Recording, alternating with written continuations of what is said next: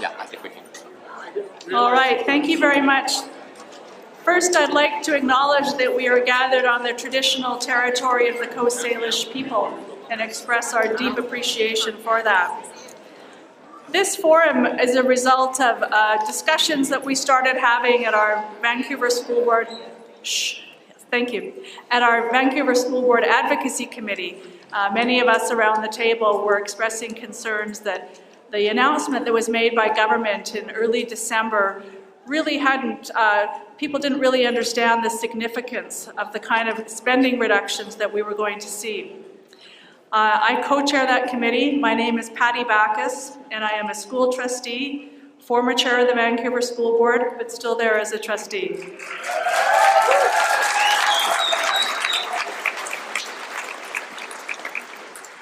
There are some of my fellow trustees here as well this evening. I see Trustee Alan Wong, Trustee Joy Alexander, Trustee and Board Chair Christopher Richardson, and I know Mike Lombardi is up here and going to be on our speakers list. Trustee Gary Wong. And from Burnaby, we have Trustee Gary Wong, and and of course we have Harman Pander from the Burnaby School Board trustee as well, and you'll hear from him later. There are some other elected officials up here, and you'll hear from them in a while, so I won't introduce them now. If I've missed anyone, I did see former City Councillor Ellen Woodsworth as well, and welcome. And if I've missed any trustees or any elected folks out there, raise your hand or let me know later. Anyway, thank you all. You know, when we worked as a committee, we had parents, we had trustees, we had teachers, we had faculty from VCC, representatives from Vancouver Community College, because of course these reductions are affecting not just the school districts, but also the post-secondary programs. We were very concerned about the impact of these announced spending cuts. They are scheduled to take effect in May. The impact will be far-reaching. We know we have up to 2,000 students a year in our Vancouver School Board adult ed centres who will no longer be funded for the courses they need, and similar numbers at VCC. And we don't just serve Vancouver, and this affects other districts as well. So we're very concerned about the impact of the short-sighted nature of really closing the door on furthering their education. So we decided to come together. We said we need to talk about this, we need to make our voices heard, and we know there are many people out there who care about this issue. When we talked about booking the room, and Chris Murphy booked the room for us, and he told me how big it was, I thought, oh, you know, what if nobody comes? And I'm looking out here tonight, and we have filled this room.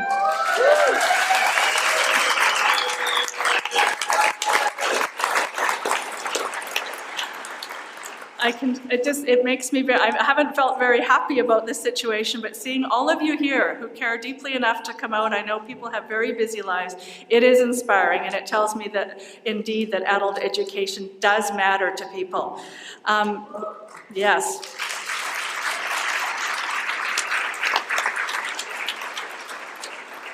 The goal of tonight is to make our voices heard and to make people understand how important this issue is and the importance of convincing government to reverse this decision. So we have some media here reporting, and we also have a Twitter hashtag, and I encourage you, those of you on Twitter, to use the hashtag #AdultEdMatters. Adult Ed Matters, and to be tweeting out as much as you can. The point of tonight is getting the word out, bringing our voices together, sharing our stories, and Twitter is a great way to do that. Appreciate media that are here tonight, that helps as well. The more we can talk to people about the value of adult education, why we need to keep investing in it is critical. As a school trustee, of course, it's a priority to me to keep these programs strong. I've been out in the centres. I know the kind of work that they do. For several years, I've had the honour of speaking at the Vancouver School Board's Adult Ed graduation ceremony. That is a legend among trustees. When you're elected to office, outgoing trustees tell you the best event you get to go to is the adult education graduation. The stories are amazing.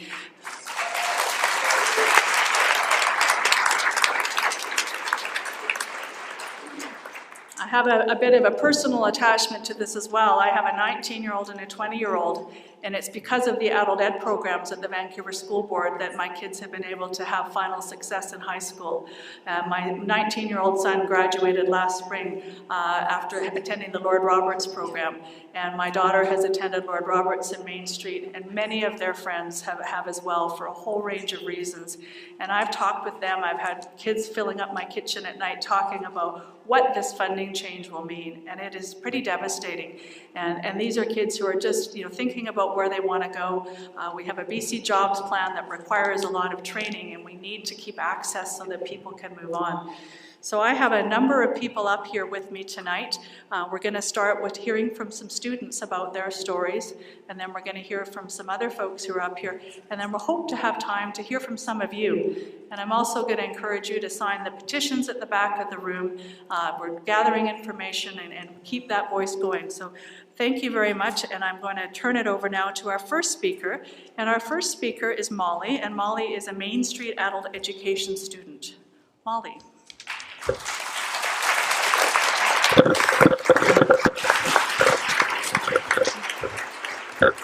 Thank you, Patty. Well, that was some trichloroisocyanuric fire yesterday, wasn't it? Yeah, I'm getting my mind around those words now that I'm in Chemistry 11. My name's Molly.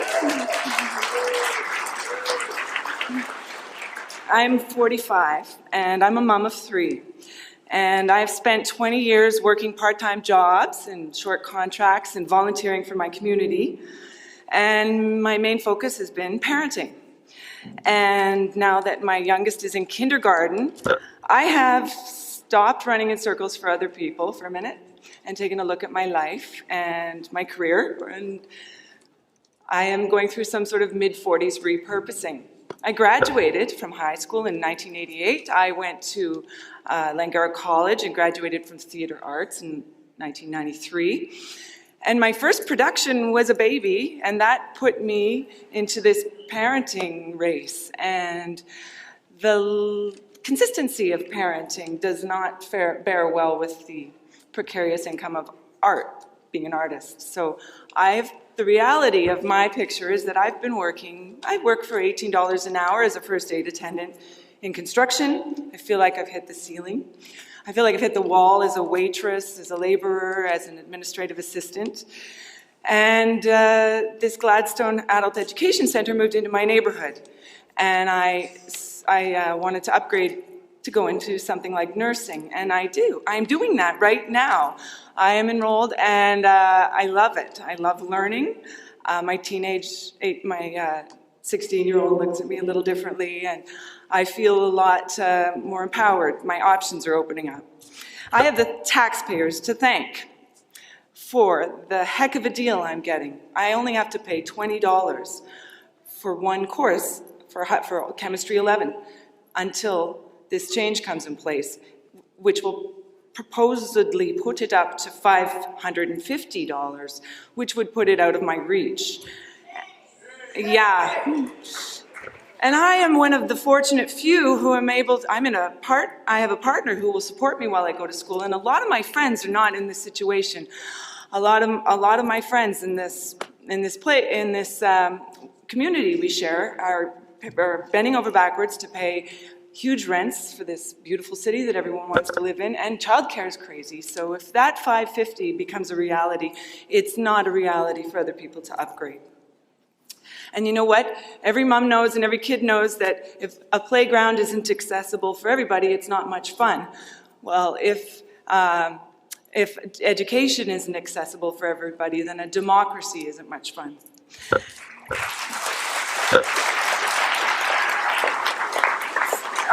So I've been noticing the gap widen. You may have noticed it too, and I wonder, how are we going to adapt in this ever-competitive workforce, and how are our families going to evolve?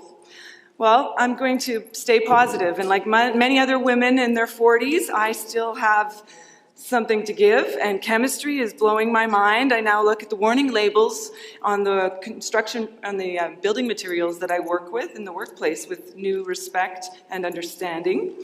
Adult education is empowering me, and I hope to continue upgrading in chemistry and biology, and then go on to health sciences and help others. It's quite a concept.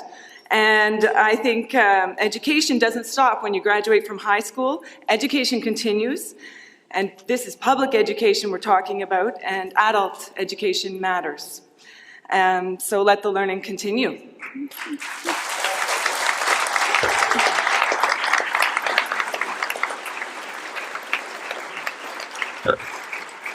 Thank you so much, Molly, and that's a powerful story. I see there are a lot of you standing in the back of the room. There are quite a few seats still open. If you come up towards the front, please don't be shy and come up. We'd love to have you sitting closer and be comfortable. And if you're sitting by an empty seat, maybe raise your hand so people can see where those are. Our next speaker, and I'm asking speakers to be fairly brief, but I'm giving the students a little more time than I'll give some of the other folks. So our next speaker is Sean Welsh.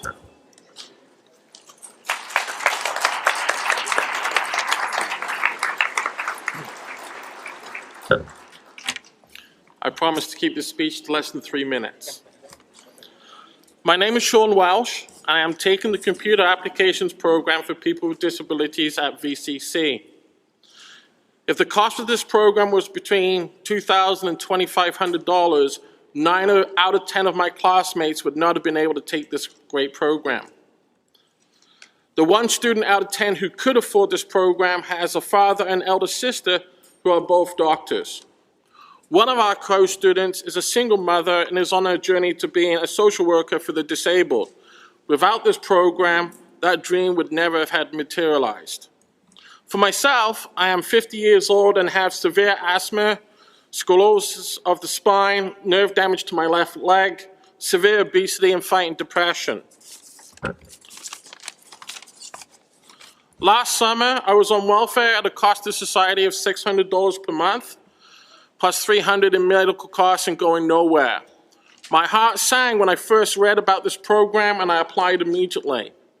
However, it was made clear by welfare and EI that all monies to live would be cut off if I was accepted into this program. The last 2 great paying jobs that I had was lost because of a serious lack of computer knowledge. For many years, I had worked in the field of construction, but my body cannot work in a labor trade anymore.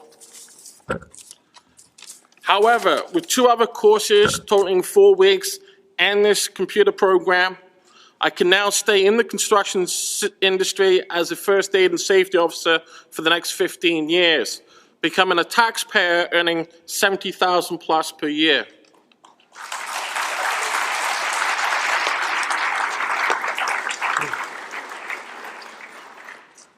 My long-range prospects are now excellent because of a hand up.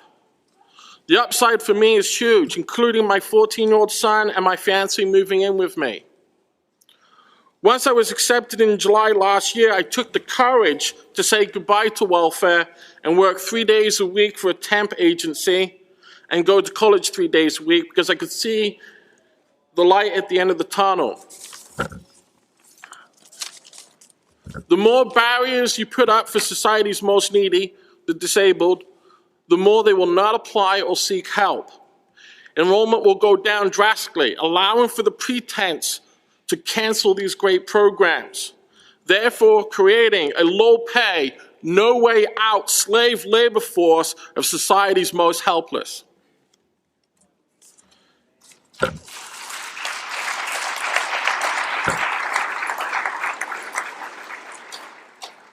In conclusion, this is a very special program, the only one of its kind in the entire Lower Mainland.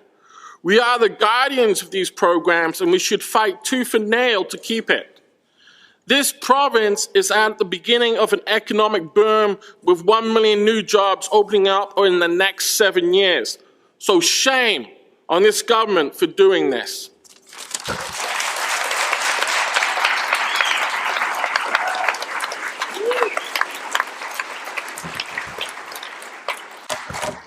Ladies and gentlemen, was Sean, and I'm so appreciative of students coming out to share their stories. Our next student speaker is Kate, and Kate is a student from our South Hill Adult Education Centre in Vancouver.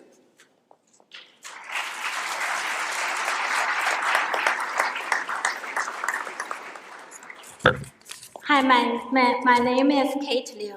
I'm a current student of English level 12 at Gathering Space. Recently, I was told that adult education system is going to be changed. The higher level would be cut off soon. The news rather shocked me. It's unbelievable, unacceptable. I don't know who made the decision, but I'm sure those people must have no idea how much it would hurt us. The influence would definitely bring difficulties and also affect the second generation's future.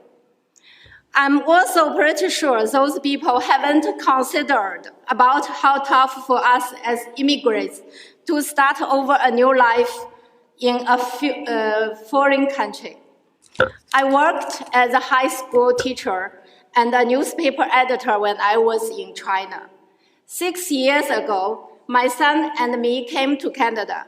I started to learn English from very beginning in order to get a job and to be independent again.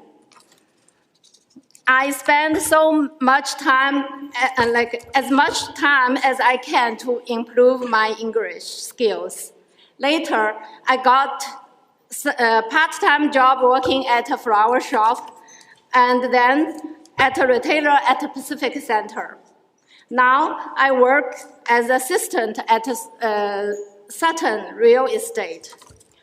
I work so hard to earn money for living and to raise up my son as a single mom. I spend time being a volunteer at UGM. Meanwhile, I never give up continuing learning English. It's tiring and challenging, but I'm very happy to see myself make efforts for a better life. At school, I see lots of classmates. They have classes during the week and during the weekend. Not only English, but also math and chemistry and physics. So we were very, very busy, but we were work very hard so that we could pass a lower level and continue academic study. We are so grateful that we get support from the government. Due to the support, we are able to finish high school, then apply for college. We truly need help to work out a future career and look forward to contribute to the new society. I believe people who work hard to upgrade their skills step by step, like me, people who chase after dreams like me, are all deserved to live better. To sum it up, whoever made the decision, please give it a second thought. And please don't cut off our hope. Thanks.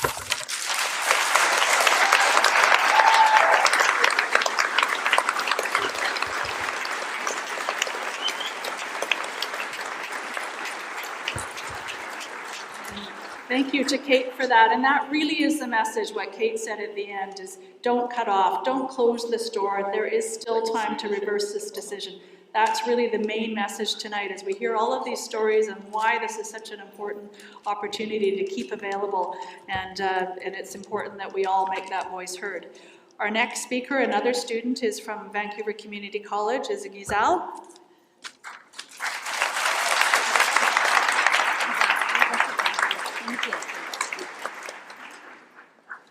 Whoa, good evening everybody, and thank you so much for all of you for supporting ABA in here.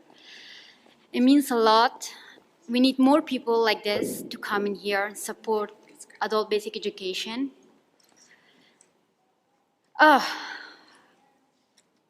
just wanted to tell you guys what adult basic education means for me. Adult basic education means for me equality, freedom, and inclusive. When I first moved to Canada in 1999, I came here as a young bride, and I had no education background. When I moved here, I went to high school, Eric Hamber High School, to get my grade 12 because I was just in grade 7 when I came here. Unfortunately, I couldn't finish my grade 12 in high school because I got pregnant on my first child, my son, Fahim. So the school asked me to go to adult school education to continue with my upgrading. When I went to South Hill Education, which was on Fraser Street, and one of the instructors, Judy, she's right in here tonight. I have seen her after 10 years. She's right in here. When she saw me, wherever you are, Judy, when I went there, they took an exam from me, and I was very low in speaking and reading, writing, and everything. I was nothing. But I was able to go to there once a week to get my language skills built up. Since then, I didn't give in on my education. The only reason was because adult education was free, and I could offer it, and I could pay for it. That's why I went there over and over. And then I couldn't finish it because I was a full-time mother and I had to stay at home with my child. But I had a tutor who was coming home to help me how to read and write in English. And that was also provided from VCC for me, from Homefront Learning Center, to come help those moms who cannot go to school so they can improve their language. Eventually, I ended up going to my level increase and I went to VCC. Where I'm right now, I'm taking Law 12 and Psychology 12, and I'm almost finishing my grade 12. And that's the only reason.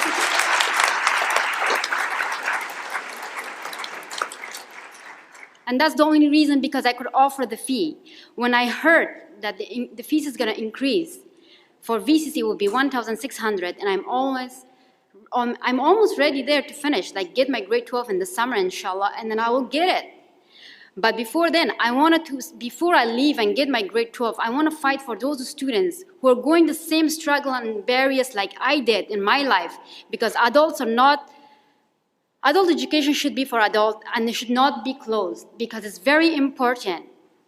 A lot of adults or a lot of teenagers who are going through at high school and they can't finish high school, it's not that because they're not working hard, they don't want it. It's just because they're going through a lot of stuff in their life and they don't have that support. So they either drop off the high school or that's their only hope, to go to adult school and then get back and put up their life together and then become somebody and something and contribute in the society.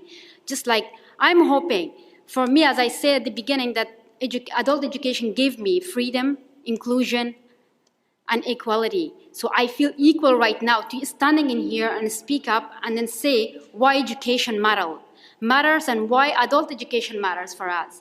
And I think government should put a little effort into this and rethink about this, that why adult education matters and why we should keep it going. And we should, yes, I'm not saying that you should make the education free, but adult education is not a university degree. For university, we have to pay, yes, we know. We are paying for university after we get out of there, we're gonna get a good job. But for the adult school, that's the key. That's the key to get into university. That's the key to become employable and work. And adult education is the key for ending poverty. That's basically I'm saying, and that's what Vancouver is going through right now.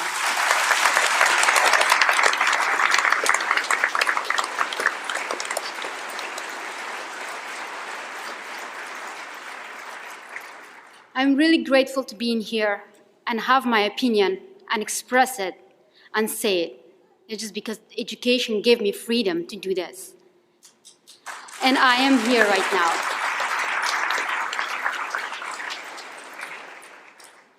And my future goal is to join the Vancouver Police.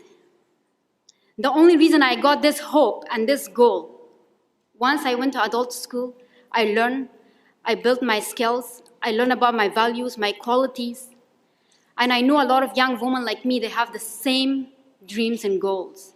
And I'm a single mother, and I'm proud to be saying that. And I'm a woman, and March the 8th is coming, and a lot of women, I don't want to work for $10 an hour. I want to work equally, the same amount of everybody else who's working right now. So, again, I really hope that the government pay attention to this and know how important adult education is. And really, again, thank you all for coming in here and for supporting that. And we need more people to speak up and talk about this. Thank you.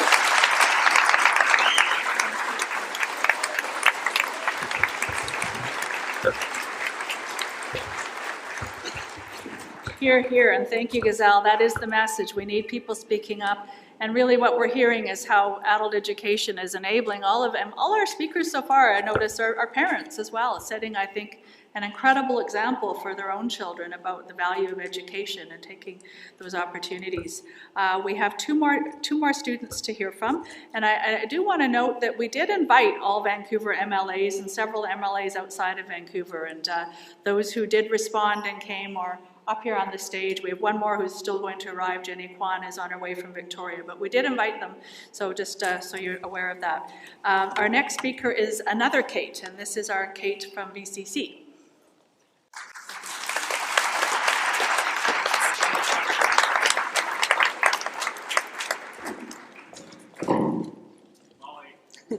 It's down so low for me. And I want everybody to be able to see me. Oops.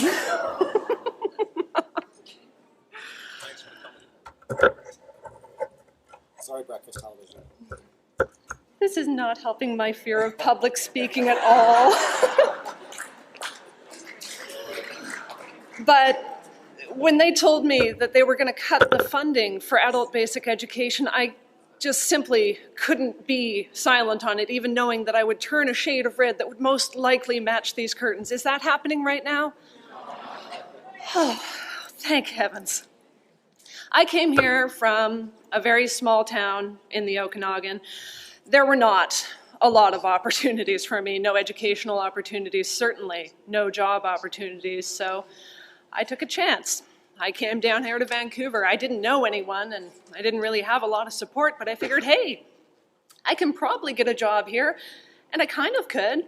I eked by on minimum wage jobs, scraping together. Gosh, I remember one time my earnings for 1 month were all of $500. I look back on it now, and I think, how did I ever live on that?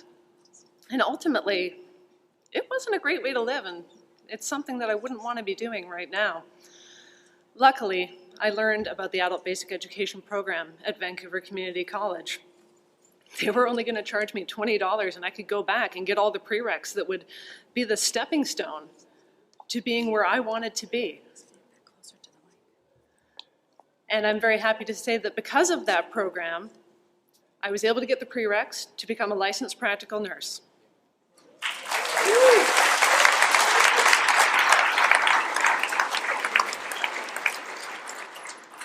I currently work in the neurosurgical program at VGH, and I'd like to continue my education even further, but unfortunately, I've been out of school for a while, certainly more than the 5 years they asked, so they're going to ask me to go back and get some of my basic high school courses again.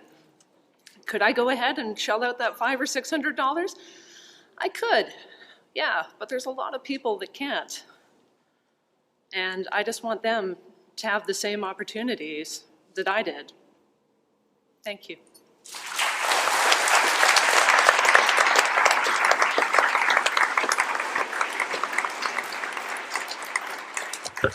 Thank you very much to Kate from VCC. And our next student speaker is Farhang from Main Street Adult Education Center.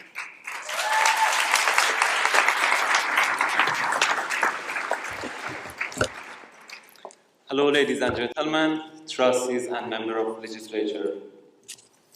I'm Farhang Ahadzadeh. I'm from Iran. I came to Canada almost a year ago. I was discriminated against my religion in my country, and I was deprived from having a higher education. I came to Canada, a land which is best known as a land of opportunity. I love to become a doctor. I'm trying my best in order to be successful, to get into medical school, to make my dreams come true. However, I'm extremely concerned that cutting the funding to adult education probably will mean that we have to give up our hope and just let our dreams go. It seems that it is impossible to get to BC post-secondary without taking the prerequisites. This cut will cause a gap between poor people and rich people.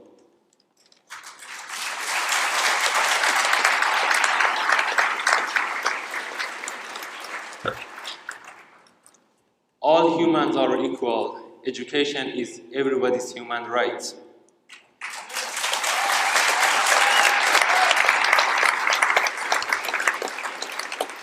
Many of my friends have been taking more than 8 or 9 courses in order to meet the prerequisites, in order to get into universities, in order to make their lives be better in future and make their dreams come true. However, if the tuition had been more than $500, it seems that it's gonna be $550.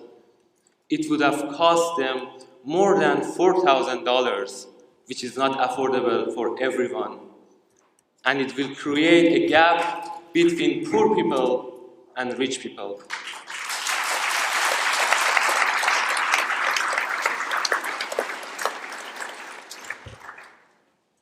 We are living in a society that post-secondary education plays a significant role in people's life. And now, right now, here I'm asking the government to reconsider their position and allow a lot of graduate students have a tuition and be able to register courses with tuition free. It's their own right.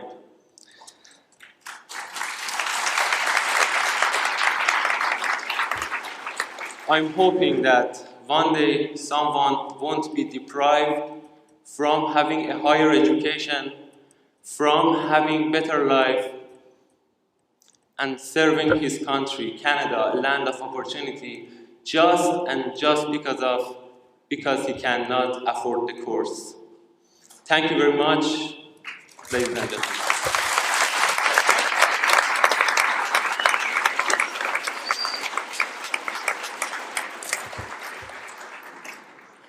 Wow, that's a very powerful message, and I want to thank Farhang for sharing that with us. And I think those themes of inequality, opportunity, hope, that people have hopes, they have dreams, and they're willing to work for them. And through that, they want to contribute. They want to contribute to society by bettering themselves through education and increasing their opportunities. And I really want to thank all of our student speakers tonight. It's not easy to get up here and share stories. Some of us get to do a lot of public speaking, but for most people it's pretty tough. And for some of them, they're really advocating for those who come after them. So please join me in thanking our students.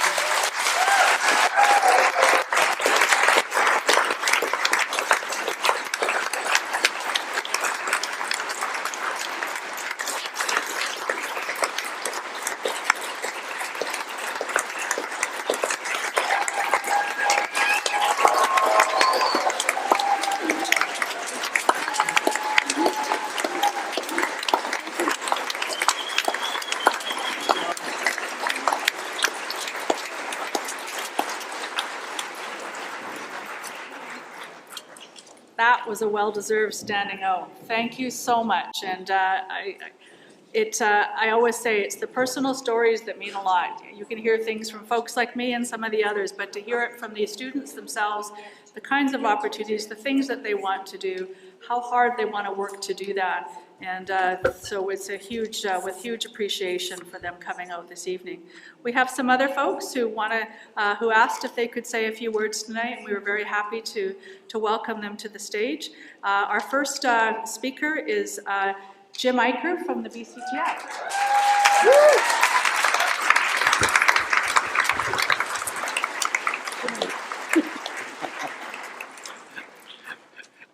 Hi, everyone. Yes, I have 2 minutes. First of all, I also want to thank our students, Molly, Sean, the two Kates, Gazelle, and Farhang, for their courage, for telling your stories, and that's why we're here today, because of you and all the other students that these cuts affect. So thank you very much. And also want to thank everyone involved in organizing this important forum, including some of our locals in Vancouver, Surrey, Burnaby, as well as the Federation of Post-Secondary Educators. And, you know, just a few months ago, the BC Liberal government promised all of us that they would fully fund the cost of the deal they negotiated with us. And just about 2 or 3 weeks ago, they broke that promise because they're not funding the agreement. And I want Minister Fassbender to hear that.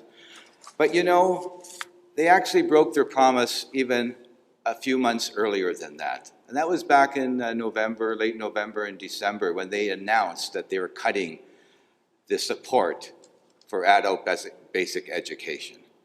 At least $9 million more cut that's going to actually was for our students. And so that's where the broken promise started, never mind 12 years ago. You know, the government's forcing our school districts to cut another $54 million in what our premier calls low-hanging fruit. So, you know, to them that means some kind of, you know, mysterious administrative savings that won't impact students. But have you ever seen any cuts that school districts have to make across this province that haven't affected our students? We haven't seen any of those. So these savings, they say, are going to affect. And we are seeing it here with our adult education students. And we know that it's going too far. To cancel funding for adult basic education is so ill-conceived. It's so bad social and economic policy. You've got to give your head a shake. It is so shameful what this government is doing.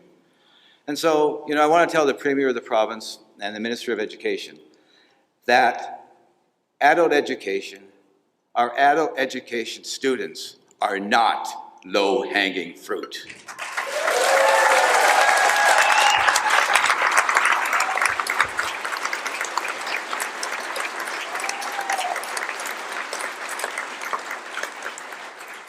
You know, putting up significant financial barriers to British Columbians, our adult education students who want to upgrade their skills or find better jobs is not administrative savings. You know, adult education is real education done by our teachers who care so much to real people, some of them you heard today. And the government cuts will take those opportunities away from those who need it the most.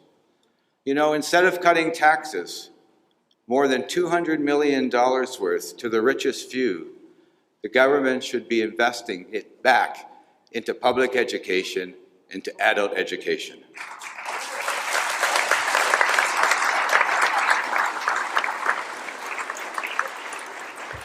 Adult education will do more for jobs, more for our communities, more for our families than these massive tax cuts for the rich. These cuts are unacceptable. The government needs to step back again, reverse this discriminatory decision, and fund adult education properly. It's time to reverse the adult education cuts, and it's time for all of us to continue to speak out and get this government to listen. Thank you very much.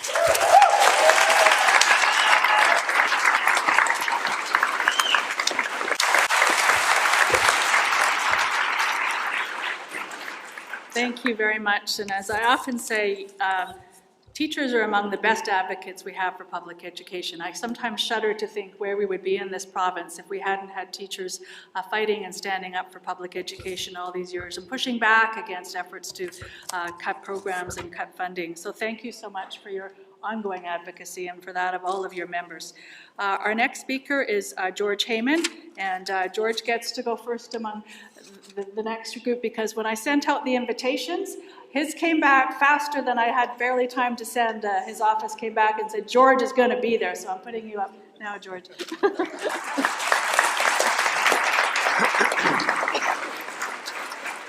Thank you, Patty, and thank you everyone for being here on this really important issue. I listened, as all of you did, to all of these adult learners talk about what education meant to them, to their hopes, to their dreams, and the words freedom, inclusion, and equality really stand out for me, because education is the great equalizer. I'm a member of the BC Legislature Standing Committee on Finance and Government Services. We toured the province last fall before the budget came out. Presentation after presentation urged us to tell the finance minister and the government not to cut adult education, how important adult education is to inclusion, to giving people opportunity, to helping people take their place in community and in the economics of this province. And what did we get in this budget? We got exactly what people said we should not get. We got defunding of adult education. At the same time, the government introduced a budget that had tax cuts for the wealthiest 2% of British Columbians, $230 million a year for people who make over $150,000 a year and will not even notice the difference. Instead, these people, others around the province, many of you, children in classrooms, students in post-secondary institutions who are leaving school because they cannot handle the crushing debt of paying tuition fees, will not be able to take an equal part in this society. So if people believe that a tax cut for the wealthiest 2% of British Columbians is more important than adult basic education or supporting post-secondary students, then I say, join the BC Liberal Party, and for everyone else, make your voices heard, because in the last week in Victoria, my colleagues and I have been pressing the Liberal government on many issues, and they are backing down. Slowly, on small things, they are backing down because their positions make no sense and are not supported by British Columbians. Raise your voices loud.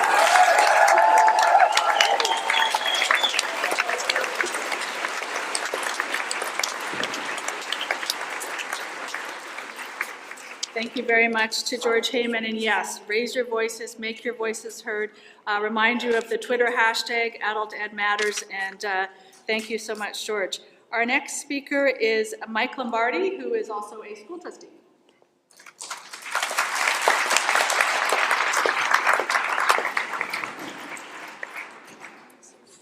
Thank you, Patty, and good evening, everyone. As a trustee in Vancouver, I'm extremely proud about our adult education program. We've got 5 adult education centers, 7 elementary outreach programs, and 4 youth programs. Altogether, these diverse programs offer adult learners a great variety of options to meet their unique learning needs.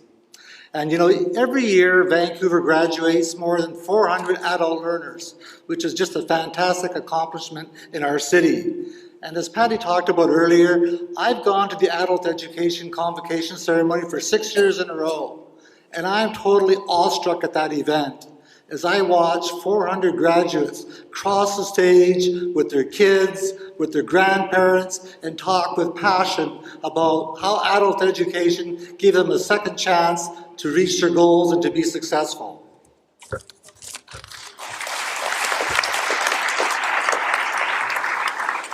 Now, unfortunately, we all know and we've heard that during the past few years, the BC Liberal government has turned its back on adult education. They've cut funding, they've introduced completion-based requirements, and they've eliminated the education guarantee. These changes have resulted in fewer course offerings and fewer opportunities for adults to succeed and to realize their goals. These cuts have really hurt adult education students. And I suspect that all of you in this room have a very clear message for the BC Liberal government. And that message is, funding cuts to adult education are unacceptable. Adult education matters. And we won't put up with these cuts.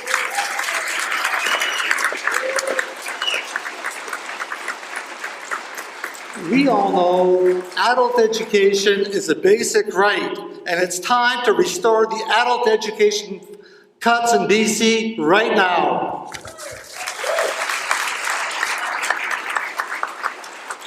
Now, we all know folks who are in the adult education program, either as teachers or as students, and we know that it makes a big difference in the lives of everyone. It gives students an opportunity to get the skills or the knowledge to get on and make a better life for themselves and their families.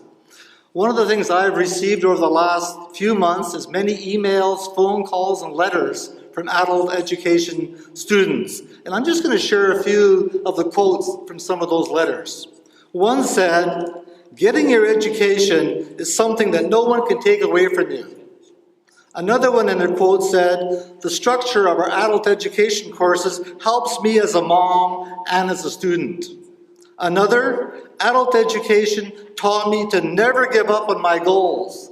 And finally, adult education was my second chance, and everyone deserves that in this province.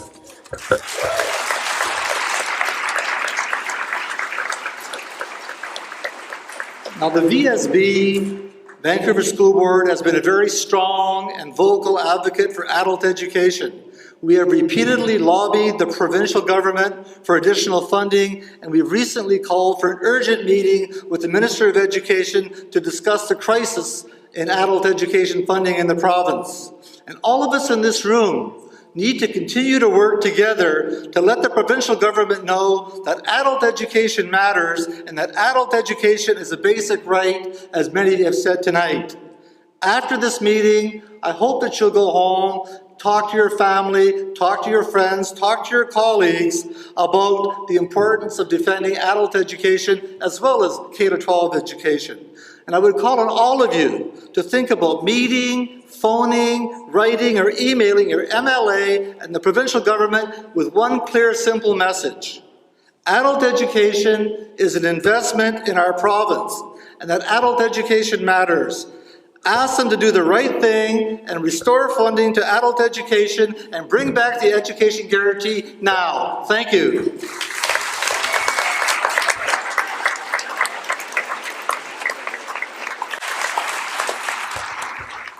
Thank you very much to Mike Lombardi, Vancouver School Trustee. And our next speaker is Karen Short from Vancouver Community College.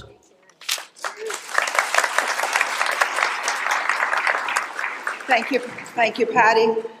My name is Karen Short. I'm the president of the Faculty Association at Vancouver Community College. The VCC Faculty Association represents approximately 400 instructors who teach over 20,000 adults every year. We teach programs in adult basic education, English as a second language, university transfer courses, and many career and degree programs that offer opportunity to people in this province. Our ABE programs offer hope to those adults who need to obtain a high school education later in life, those that need a second chance. There's the prospective nurse that you've heard from, or the nurse now, but we've got many who want to be nurses who need to take biology, a grade 11 biology. They won't be able to afford it. There's the construction worker who was injured on the job and can no longer work and needs computer skills. There's the young man of 20 who wants to go and be a cabinet maker, but he can't do it because he doesn't have grade 11 math. The list is endless, and that's what Vancouver Community College adult basic education programs do. We help those people be successful. In 2007, Liberal Premier Gordon Campbell stated this in his government strategic plan. Goal number 1 is to make BC the best educated, most literate jurisdiction on the continent. Yeah. He continued by saying, in today's world, knowledge is the key to opportunity. It gives people confidence, improves self-reliance, and allows them to discover and achieve their full potential while improving overall economic and social well-being for British Columbians. And so I say to this Liberal government, what's changed? We still have a growing skills shortage. Jobs are going unfilled. People are retiring, and we have adults needing upgrading and literacy programs. So again, Premier Clark, think about this. Invest in education. Do not make education a job unreachable goals. Thank you.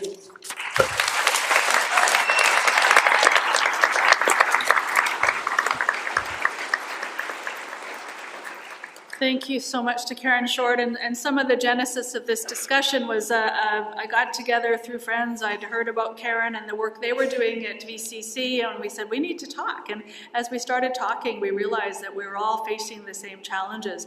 And we invited Karen to come and speak to our Vancouver School Board Advocacy Committee, and we started, the conversation grew, and it grew into tonight, so it's very exciting, and I've really appreciated getting to know Karen and the advocacy work that she and her group are doing. I would just also want to remind you there's still seats at the front. I see lots of you have been standing for a long time now. Don't be shy. I can see probably 25, 30 seats up here, so please come and make yourself comfortable, and we'd love to have you come closer. We're very kind up here. We won't hurt you. So our next speaker is Mabel Elmore, well-known Vancouver MLA. Vancouver Kensington. Doesn't come out, eh?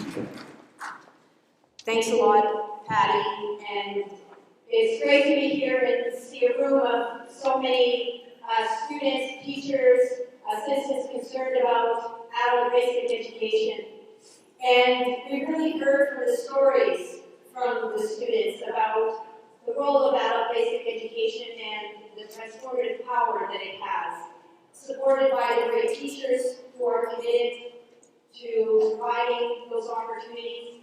And I'm so proud as an MLA to be just down the street. My office is just down the street. Just down the street from the South Hill Adult Education Center.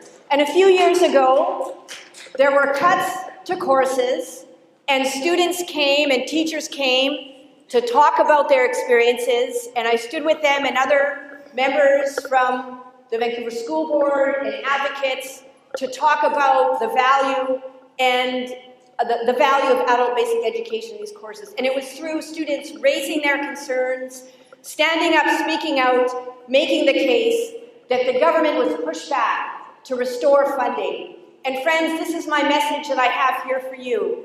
We know the value of adult basic education, and we need to push back the government to make the case that it's an important investment. It's a foundation and an important underlying of our democracy and of all that we stand for and value as Canadians. And you've heard my colleague, George Heyman, talk about the BC Liberals giving cuts to the wealthiest 2% in our province of $236 million. Friends, we have to bring our voices, and I echo the comments from Mike Lombardi, through phone calls, through petitions, through speaking out, through meetings and events. It's through organizing and mobilizing. This is how we've made change and brought change in our country. This is how we have to restore democracy. We have to make the point that adult basic education matters. We need to restore funding. It's a fundamental of our democracy. I invite you to the legislature. If you come for a rally on the steps of the legislature, I'll open the side door so you can come in and storm the legislature. Friends, let's bring this message across the province. Let's make this case.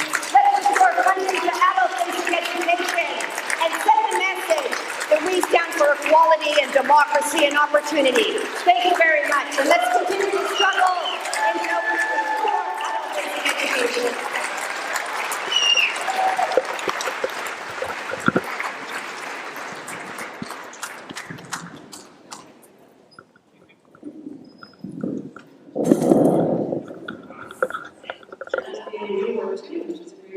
Thank you very much to everyone for those inspiring words.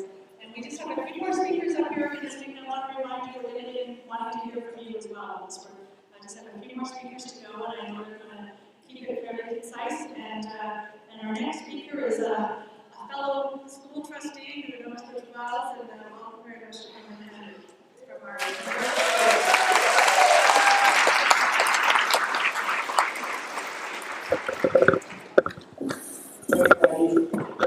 and brothers, supporters of publicly funded adult education, on behalf of all 7 Burnaby School Board trustees, including Trustee Gary Long, who's with me here tonight, let me begin by saying adult education matters to Burnaby.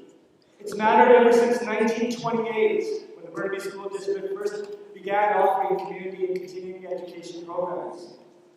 Adult education mattered to Burnaby then, well before this current government came along, and anyone who ever heard the acronym LNG. Adult education matters to Burnaby today, with more than 12,000 adult registrants and over 500 instructors, making ours one of the largest district-run continuing ed programs in the province. And adult education will continue to matter to Burnaby after this government and its anti-public education agenda is long gone.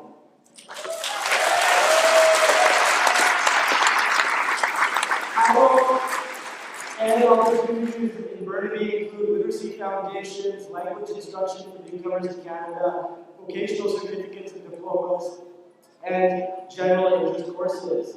Our programs support the educational needs of a variety of adult learners, respecting every walk of life and every ethnic group in Burnaby's cultural mosaic, including new immigrants, the employed, unemployed, and underemployed, seniors, youth, and those simply interested in learning something new.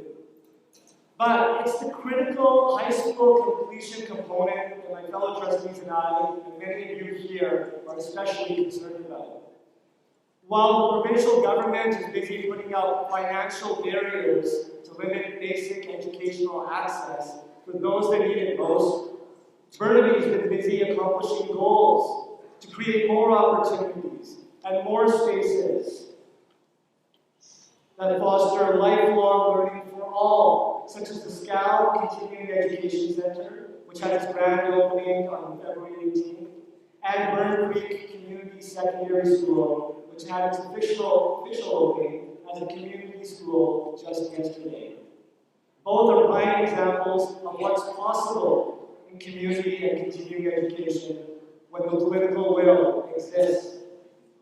However, in closing, given the inequitable educational climate created by this government, what's becoming increasingly impossible is a fair shake for all those adults who merely wish to learn, improve their chances for success, and better themselves and their families.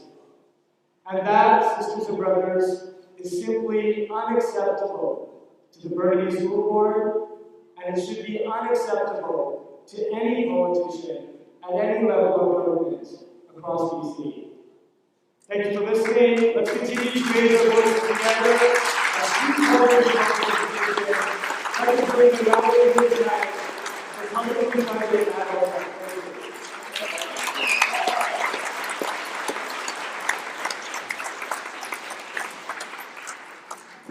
It's really wonderful to have our allies from Burnaby out here tonight as well. This isn't just a Vancouver problem, and this affects so much of the province. So we really appreciate the advocacy work that folks from Burnaby and are doing. And our next speaker is also well-known from Burnaby, and that is Kathy Corrigan.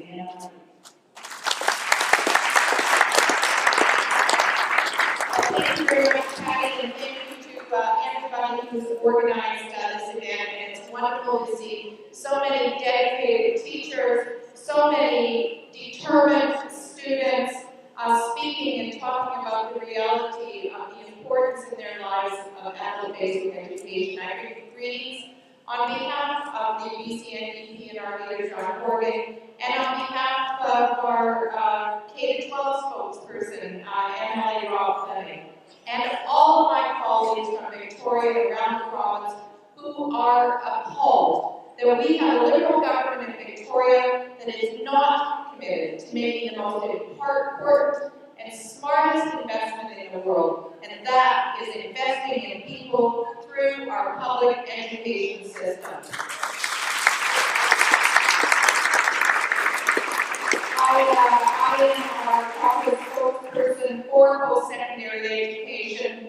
The Liberal government has cut a total of $50 million over 2 years to post-secondary education. And some of the most short-sighted and mean-spirited cuts are the ones to adult basic education. Adult basic education, where hard-working British Columbians who just want to improve their lives take courses to finish high school or upgrade so that they can go on to college or university or get further technical training. These are people who are trying to do everything right, just like the stories we heard from these determined students here tonight. They're trying to do everything right. They're often struggling with juggling family, with work commitments, but they're still striving to do better. So my question to Christy Clark, to Andrew Wilkinson, to Peter Fassbender, and to every single Liberal MLA in British Columbia, why has your government abandoned its commitment to adult basic education and imposed fees on hard-working adults who are just trying to finish high school so that they can make a better life for them and for their families? We are raising this issue in the legislature. We raised it yesterday about cuts to both adult basic education and English language courses, but unfortunately, so far, they are not listening. So we have to raise it again and again and again, because all of us here know how much of a difference education makes and how many people simply will not be able to get that education if the government refuses to keep its promise to provide adult basic education to hard-working British Columbians who just want to complete high school so they can go on and make better lives for themselves. Finally, I want to thank all the teachers in the world. I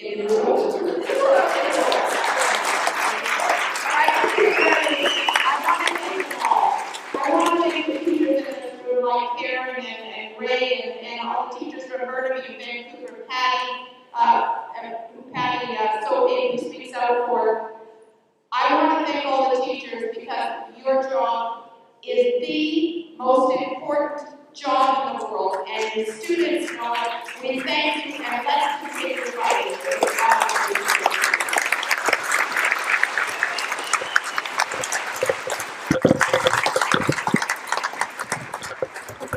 Thank you very much to Kathy Corrigan, and I just want to reiterate, we did send an invitation to all the Vancouver area MLAs, so and those who responded and wanted to speak were given the opportunity. So we weren't filtering them, and we're glad to have those who are here. Several did send their regrets and had other commitments. Our next speaker, and I believe is a former adult education teacher, and we're very happy to have John Shaler joining us this evening. I'll let John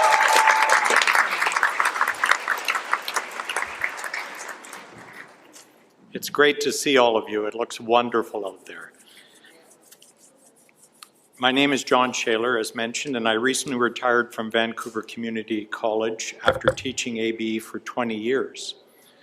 And in many ways, I see this issue from two perspectives. One as a longtime adult educator, and the other as a high school dropout.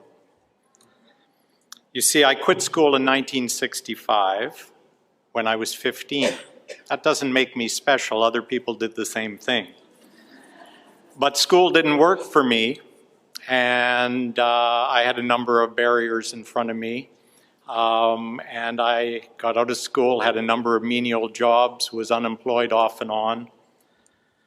However, when I decided, and I was determined to go back to school, I was fortunate because in the late 60s, and particularly in the early 70s, the post-secondary system was expanding. There was a window of opportunity before the austerity hawks arrived at the scene in the early 80s. I was fortunate to be met with open doors, low costs, and the supports that I needed to gain the confidence and skills that assisted me on my educational journey. I found easy access to high school at both Vancouver City College, which became Vancouver Community College, and the Vancouver School Board. If there were fees, they were minimal and were certainly not a barrier to my aspirations and dreams. I do believe At this time, if I would have been confronted with high educational costs or bureaucratic loan or grant systems, I would have become discouraged and may have given up on that first tentative step. I eventually discovered first and second year courses at a brand new Langara College at $25 a course. Now, my students used to, their mouths would drop and they would say, well, was that expensive then? And I'd say, no, it was really, really cheap. $100 for a term.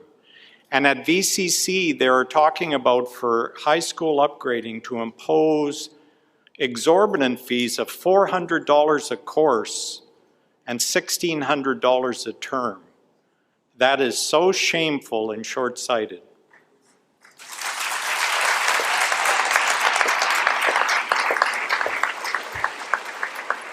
In my journey, back a number of years ago, I was lucky. But education and learning opportunities should not be a matter of luck. Education should be about second chances, about opportunities, about achieving goals and reaching what were once just dreams. And we've heard a number of students tonight, adult educators are always impressed and always highly enlightened by the spirit and the courage that it takes to come back to school. Education is about enhancing accessibility and removing barriers. It is about recognizing diversity in a range of learning styles. It is about encouraging and supporting, not erecting roadblocks like the Liberal government is doing right now. It should be about inclusion, not exclusion.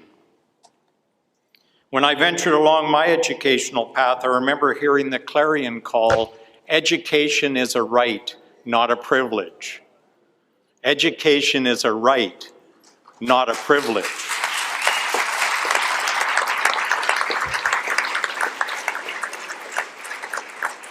Can you do that for me? Education is a right, not a privilege. Let's try it once more. Education is a right, not a privilege. Thank you very much. And literacy and lifelong learning were meaningful human endeavors. In fact, they are part of the foundation of a democratic and equitable society based on sound long-term social and economic investments in all our futures. Back when I was looking for a second chance, doors to post-secondary education were opening. Now I am angry because I see them being slammed in the face of many who are seeking educational opportunities and meaningful employment. I'm here this evening because what I received, the benefits I received, I want for others. And I want to live in a society when people who are courageous are supported. In years of teaching, I worked with hundreds of ABE students, many of whom had barriers that stood in the way of their success as learners. Some, like me, had dropped out. Others hung in and didn't quite do as well as they might have. Some made poor youthful choices. Some had lost their way or were looking to retrain after layoffs. They wanted a second chance to reach their life and career goals. They want a hand up. I have seen these students, when supported, grow in confidence and go on and take career and academic courses and build meaningful lives and reward all of us many times over, both economically and socially. And in discussions with students over the years, I learned that perhaps the greatest barrier on the road to educational success remains financial ones. As we well know, Vancouver has become an incredibly expensive city. Housing costs are high, jobs are hard to find, and many that can be found are minimum wage.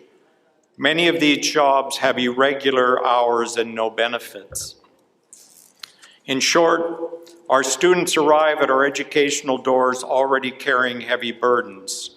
To add to that load with high fees and a bureaucratic and exclusive grant system for ABE courses will, I believe, make the difference whether a good number of students will be able to continue, and that is a great shame. This will not only greatly injure individual students, but will harm society and the greater good as well.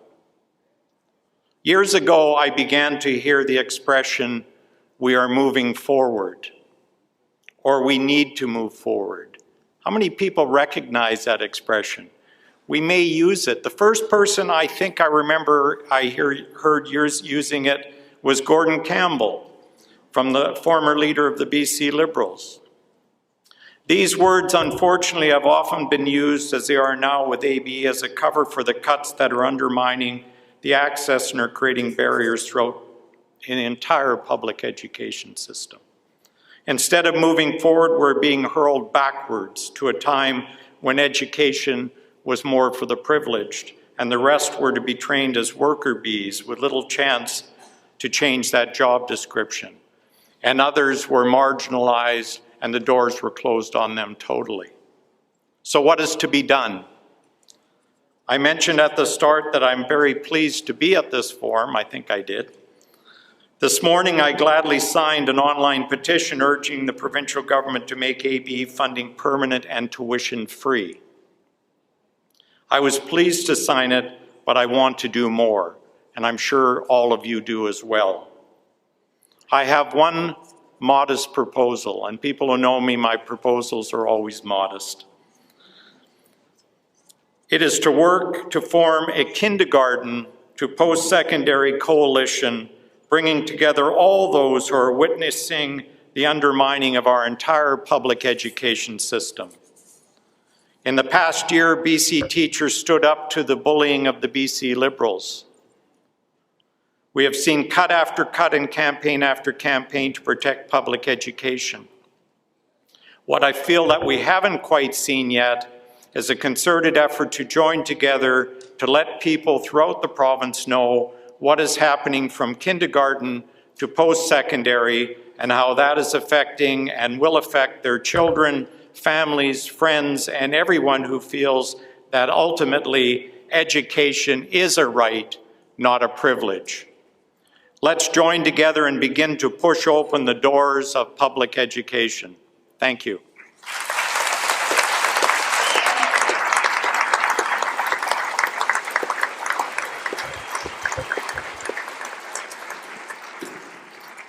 Thank you so much, John, and it's really important to hear your voice. And when we were planning this event, someone said, you know, we really need to hear from John Shaler, and we're so glad you came out to join us. So much appreciation. Thank you again to John. And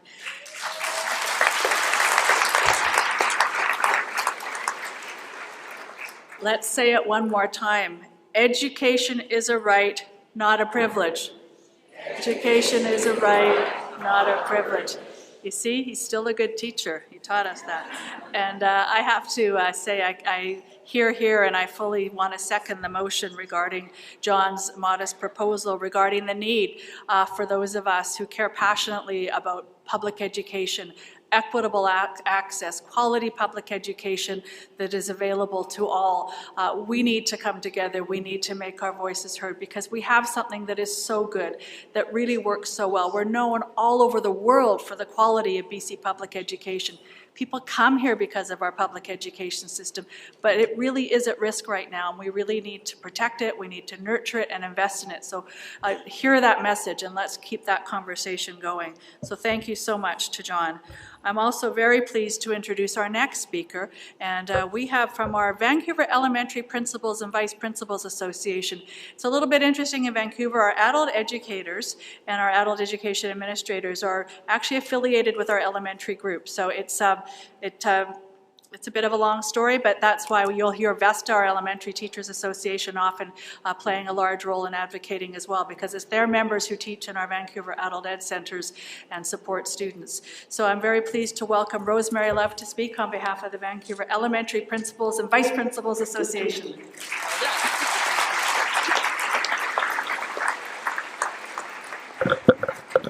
Thank you. Well, thank you very much, Patty, and it is really a privilege to be here participating in this forum this evening. As Patty said, I'm Rosemary Love. I'm the principal of Grenfell Elementary School, and tonight I am speaking on behalf of the Vancouver Elementary Principals and Vice Principals Association. Adult ed principals and vice principals are members of our association, as Patty said. We've just never been able to figure out a way to weave the words together. So they are indeed very valued members of our association. And as advocates for public education, we want to express our grave concern about the funding changes for graduated adults that were announced in December 2014. Sorry, it wasn't that long ago, 2014. While we understand that resources for education must be allocated as wisely as possible, we believe that funding for adult education is truly an investment not only in adult students, but also in healthy children, a healthy society, and a healthy economy. Parents who participate in educational programs are more likely to both encourage and support their children's educations, as well as to be fully employed and fully participating citizenry.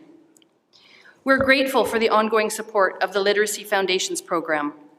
However, it is important to understand that many graduated adults either have inadequate marks in their original high school diplomas or lack the required prerequisites for further education or employment. This is true for Canadian-born students, as it is for those who completed high school in another jurisdiction and have immigrated to British Columbia. School districts' adult education programs are a primary vehicle for secondary level upgrading courses for young adults trying to obtain the skills or training to participate and help grow the British Columbia economy. For example, we're aware that thousands of students are taking grade 11 and 12 level English and science courses to upgrade in order to get into post-secondary programs, such as those offered by BCIT.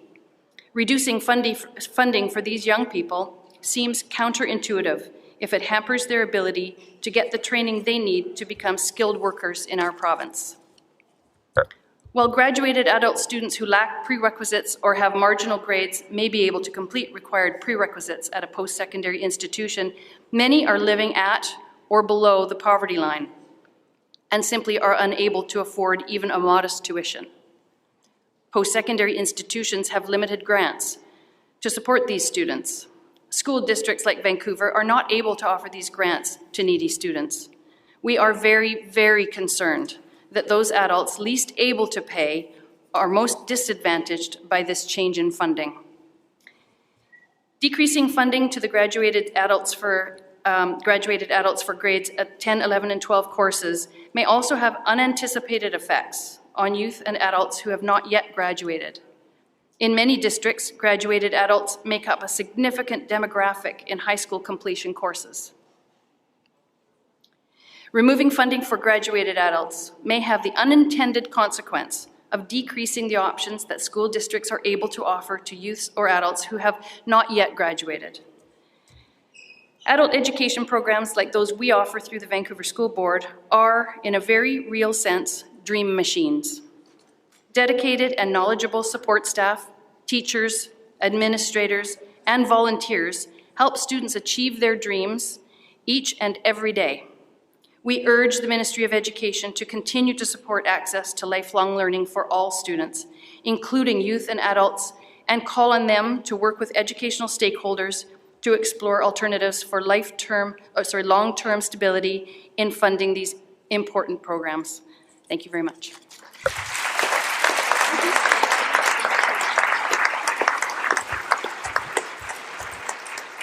Thank you very much to Rosemary Love and the Vancouver Elementary Principals and Vice Principals Association for their support on this, getting this message out. It's so important. And it's a little bit frustrating for me up here because I'm seldom off Twitter this long, if any of you know me, but I'm so, and I can't stop listening. I want to pay attention. So, and I can't even see those screens. So I'm counting on you people. Adult Ed Matters hashtag. I'm counting on you to keep Twitter going while I'm taking a brief break from it, okay? And keep it going after tonight. So keep it up. And I can't wait to go home and actually read all the tweets because I normally am on Twitter. Okay, so thank you very much. And we have a couple more speakers and then we'll go to open mic. So we're now going to hear from freshly off the trip from Victoria, MLA Jenny Kwan is here tonight to speak as well. So thank you.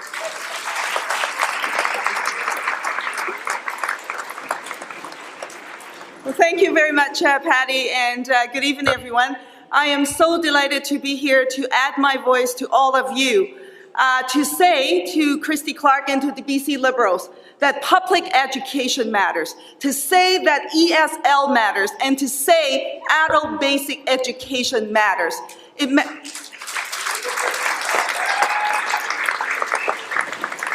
matters. Why do I say it matters? Because I see it every day in our community, how it affects change in people's lives. The truth is, I'm an immigrant. I'm an ESL kid. My mother has a grade 6 level of education. My dad has a grade 11 level of education from China. There never was adult basic education in China for them. Here in British Columbia, here in Canada, we can do better and we must do better. And how the government is breaking down our public education system step by step, how they're diminishing opportunities for English language learners every day by taking away funding for them, and how they're now dismantling something that we hold sacred, adult basic education, because the message on that is this: no matter who you are, where you come from, you deserve the chance to succeed. And it doesn't matter what traumas, what experiences that you've had encountered, you deserve the chance to succeed. We live in a society where we have hopes and dreams. That's what makes us strong. That's what makes us alive. And for the students who now their dreams are being taken away because they cannot access adult basic education because of financial barriers, that is a crime in a democracy, and we cannot allow that to happen.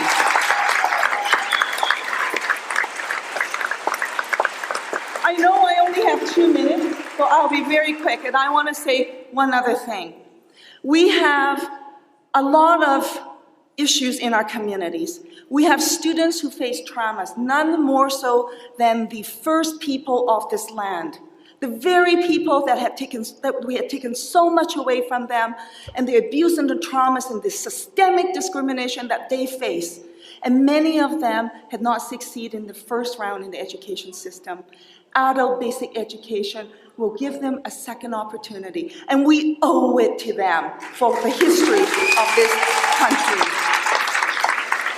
So I gotta say, for Christy Clark and the BC Liberals who want to build our economy, who want to build strong communities and healthy communities and strong individuals and families, fund public education, fund ESL, and fund adult basic education. And together, we will bring that message to Christy Clark, and we will not rest until everyone, no matter who you are, where you come from, you have the same opportunities as everyone to succeed. And we, the NDP, will stand with you every step of the way for that. So thank you so much for being here. The fight has only just begun. Thank you.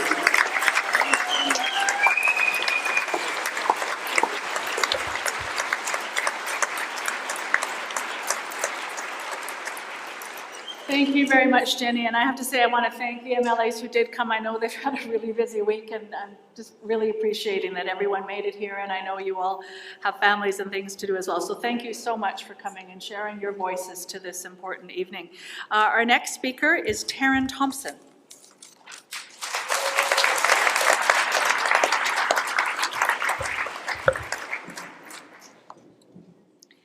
Thanks for hanging in there. I know it's a long evening. I'm going to be very brief.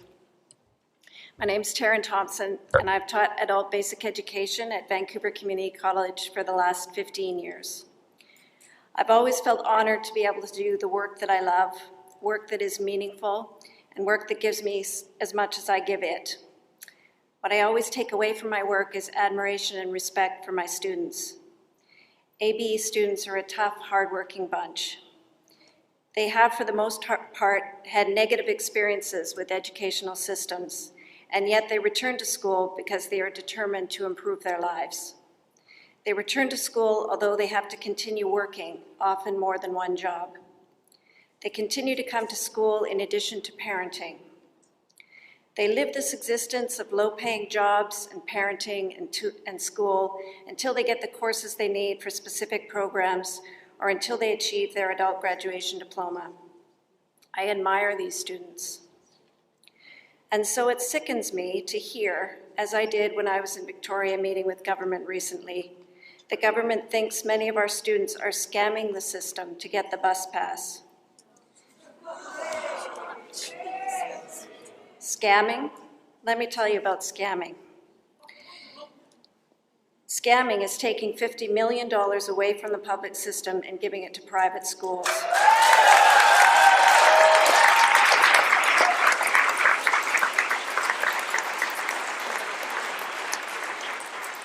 Scamming is bleeding our educational system dry for more than a decade and blaming educators for the problem.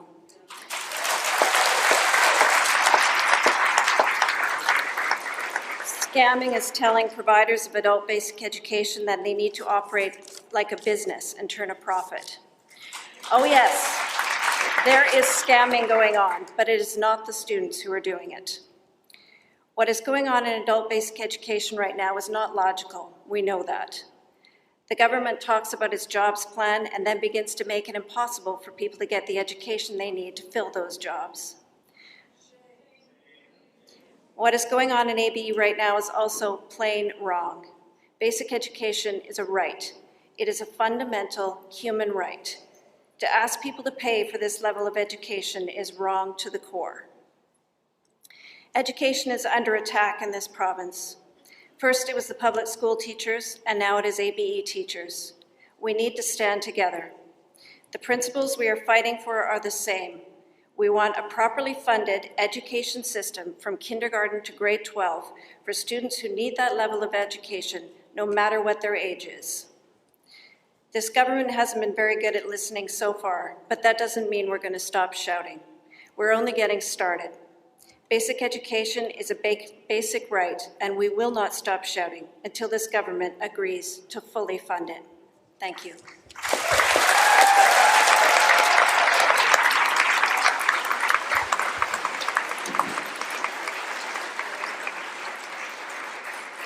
Thank you so much, Taryn, and I think that this is only the beginning. You know, when you go home tonight, you keep tweeting, you post something on Facebook to tell all of the people who follow you on Facebook about where you were and why it's so important. You email your MLA, you email the Premier, you email the Education Minister, you email the Advanced Education Minister, the Finance Minister, you write a letter to the editor, you talk to your friends. There's so many ways to keep making our voices heard and pulling together groups to discuss this as well. So thank you so much, Taryn, for adding your voice. Our final speaker, and this is someone I really want to thank. It's not easy putting together something like this, and we kind of did it on the fly. A group of us got together and thought we have to do something, and probably the person who did the heavy lifting, arranged this room, arranged to have all of this set up for us tonight. I want to thank so much Chris Murphy, one of our adult educators and best directors.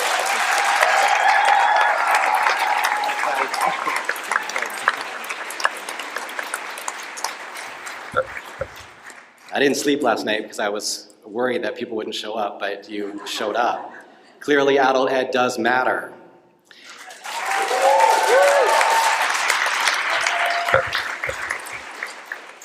I really do want to keep this brief, but I wanted to quote my hero, my mentor. My students know who this is, but Maya Angelou once said that courage is the most important virtue of all the virtues because you can't practice any of the virtues without courage.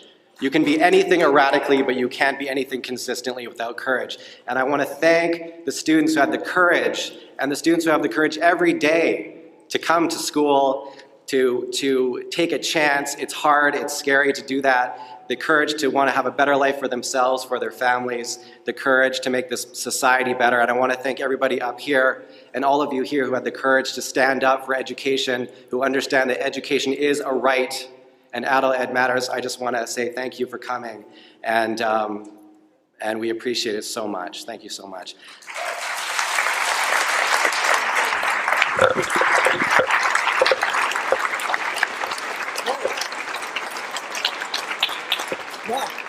Thank you so much, and I just can't tell you enough how much I appreciate the support of Chris and his brothers and sisters, and all of them, and some of the other teachers as well, and so thank you very much, appreciate it.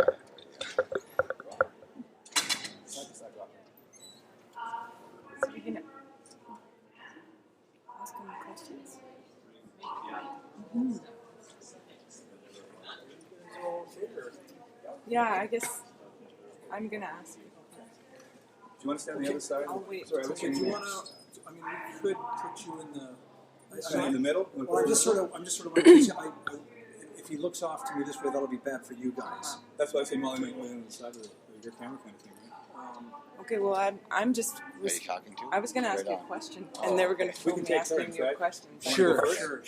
Yeah. Yeah. I got some very basic stuff. I will say Why don't you? And then Molly go. We know who you are. It's my editors don't screw it up. Give me your full name and spell it for them, please. Jim Iker, Iker, President, BC Teachers Federation. Very basic question. What's going on here tonight?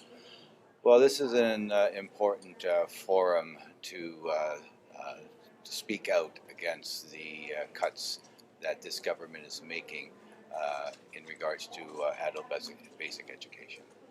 It's a forum to ask government that it's time to reverse these cuts, that what our students need is to have adult basic education fully funded, because this is our future. It's their opportunity to be getting good paying jobs and to supporting their families in the way that their families need to be supported.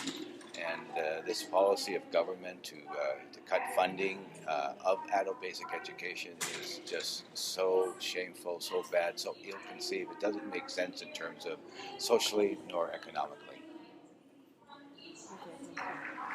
And I'm with Access TV, volunteer community television. Molly, Can I ask you? Molly, let's go from the book.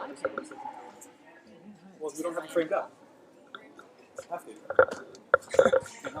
Okay, so the gap that's widening right now for people who are just struggling to pay to live in this city is how is that going to illustrate itself in the education system as it relates to quality of life and crime levels and What we're seeing is a greater gap in the inequality. And I mean, just this recent budget where this government saw fit to cut taxes for the wealthiest British Columbians, which amounts to more than $200 million. But yet they don't find the funding for adult basic education, for our adult students who require basic upgrading so they can go on and either take further education, which would enable them to get better jobs, higher paying jobs, which in effect, the money going back in the economy, they'll have the money to be able to support their families in the way that the family should be supported. And what it starts to do is the more people that have the education are able to get good paying jobs in British Columbia, what that will start doing at some point is time to start closing that gap of inequality. Right. I'm a beneficiary of adult education myself, and I feel like that the taxes that do go towards it up until now were an excellent use of money. And I just wonder how you, as a leader, can take the word tax and taxes and turn it into such, a more positive word, so people don't run from it and they see the benefit. Absolutely, and a good taxation policy where our taxes are used to improve our services for all British Columbians, for the people, in terms of public education, public health care, to support people that need a livable wage, to get people out of poverty. And it's important that we have taxes, and what we need to do is make sure corporations are paying their fair share of tax. And it's time to stop giving breaks to the corporations, stop giving breaks to the wealthiest British Columbians, and have them also pay their fair share of tax. That's what we need. Right on. Thank you, Jim Iker. You're welcome. Jim, can I get a career profile on you? Is that okay? It doesn't have to be Sorry. It was not, I should have come around, but just if you're okay with that. Sure, what's the question now? Well, it was regarding the taxes.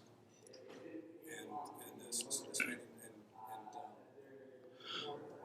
Molly Rod. We need. What's your question about taxes again? Well, taxes. I find that the current government is giving taxes a scary spin, and taxes can have a real positive effect on society. How can you as a leader help educate us on how taxes can potentially help everybody, and they're not such a bad word? Absolutely, taxes aren't a bad word, and we need a progressive tax policy. And what we need in our society, taxes pay for public education, our taxes pay for public health care, for public services. And what we need to do is to make sure that everyone pays their fair share of taxes, and that we have a progressive tax policy where the wealthier British Columbians, the more money that you're making, the more tax that you're paying. And we need to ensure that our corporations, our big business, pay their fair share of taxes to support all the people in British Columbia and our communities. You know, there's no excuse for British Columbia having one of the worst child poverty rates across Canada, nor one of the worst poverty rates in general. And what we need to do is not only with taxes, we need to improve the minimum wage, bring it up to $15 an hour, and that will also start helping close the gap in some of the inequality that we have. Thank you for doing that. Thanks. What did you make of the stories you heard tonight, like the whole story? Well, you know, it was very moving to hear the stories of our students, because what this forum is about is about the students who are affected by the cuts to adult basic education. And, you know, it's a government that you're not sure how they come up with these policy decisions. You know, why would a government remove lower taxes for the wealthiest British Columbians, but cut programs and enable students to take upgrading that they need to better equip themselves in their future, to better support their families by getting better jobs? And so, you know, this government has their priorities all wrong. You know, and it's time to reverse the cuts to adult basic education, put that back into our system so our students are able to take the upgrading courses that they need for free, because public education is a cornerstone of our democracy. Thank you. You're welcome.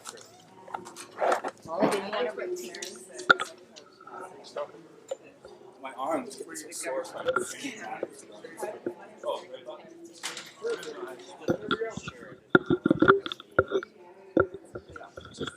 you want to share your story one more time with me?